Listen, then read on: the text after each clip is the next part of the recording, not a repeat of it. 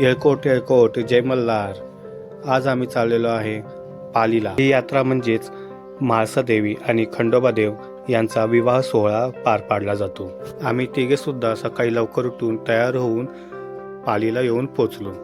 काही अंतरावर चालत जाऊन आम्ही मंदिरापर्यंत पोचलो. मंदिरापर्यंत जाताना सुद्धा खूप गर्दी लागत होती. यात्रेमध्ये सगळीकडे दुकाने लागलेली होती.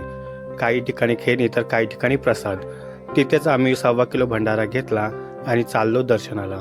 एकदाचे आम्ही मंदिराजवळ पोचलो. तिथे बघितलं तर सगळीकडे गर्दी जमलेली होती. सगळेजण देवाच्या रथाची वाट बघत होते. सगळीकडे येळकोट येळकोट जय मल्हार हाच घोष चालत होता आणि फक्त पिवळसर भंडारा दिसत होता. एवढी गर्दी पाहून पिहू सुद्धा घाबरली होती. देवाचा रथ यायला लागला तसे सगळेजण भंडारा उधळू लागले आणि मी सुद्धा देवाचे दर्शन घेतले आणि भंडारा उधळला.